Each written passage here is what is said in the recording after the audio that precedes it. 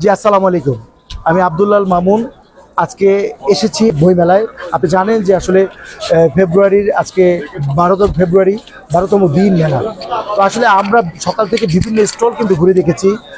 এই ক্রেতা এবং দর্শনার্থীদের একেবারে প্রচুর ভিড় আমরা কিন্তু লক্ষ্য করেছি। এর সাথে যারা এখানে প্রকাশনী যারা বসে আছে বা দোকান আছে, বই বিক্রি যারা করছেন, তাদের সাথেও কথা বলেছি। তারাও কিন্তু আসলে অনেকটা সন্তোষ প্রকাশ করেছেন।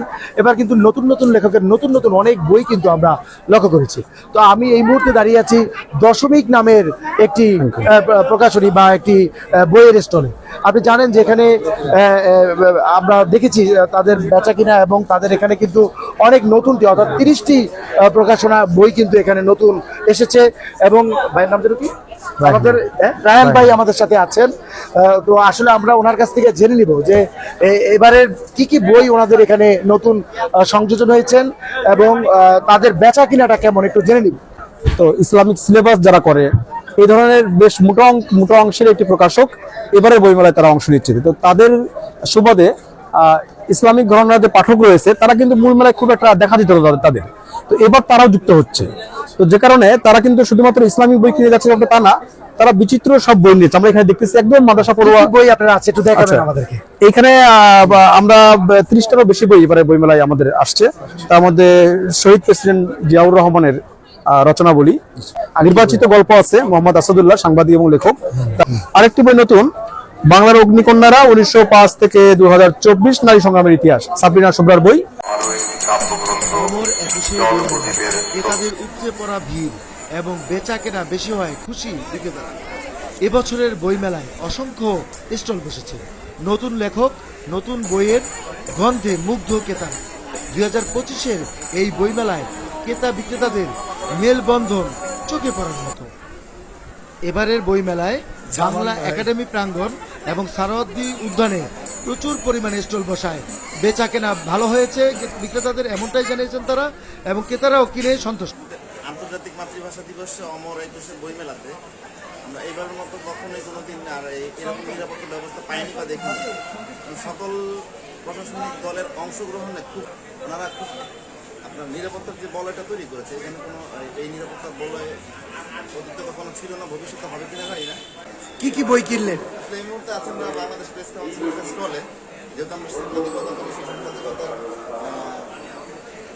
সাংবাদিকতা করার লক্ষ্যে আরেকটু ভালো করে করার লক্ষ্যে একটা অনুসন্ধানী একটা বই কিনেছি। একটা বই আমরা 3টা বই কিনেছি। একটা হচ্ছে বই অনেকগুলোই কিনছি, অনেকগুলো স্টোর ঘুরছে, সবগুলো ঘুরতে ঘুরতে পাটা ব্যথা হয়েছে। তো যাই হোক, খুব ভালো লাগছে এরকম প্রোগ্রামগুলা বা এই বই মেলাটা আমাদের সব বই প্রেমীদের জন্য খুবই একটা উপযুক্ত স্থান, এবং আমরা শত শত প্রকাশনীগুলোকে একসাথে পাচ্ছি, যেটা খুবই একটা ভালো লাগার বিষয়। নিরাপত্তা ব্যবস্থা কেমন দেখলেন? ভালো, আলহামদুলিল্লাহ, সর্বদিকেই ভালো। বইমেলায় বেচা কেনা ভালো হচ্ছে।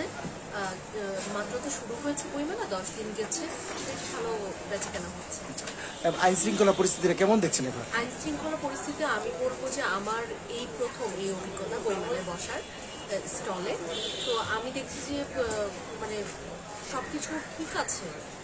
সবকিছু ঠিক আছে এবং হয়তো বা আরেকটু ঠিক থাকতে পারতো। আমার কাছে মোটামুটি এভারেজ ভালো লেগেছে।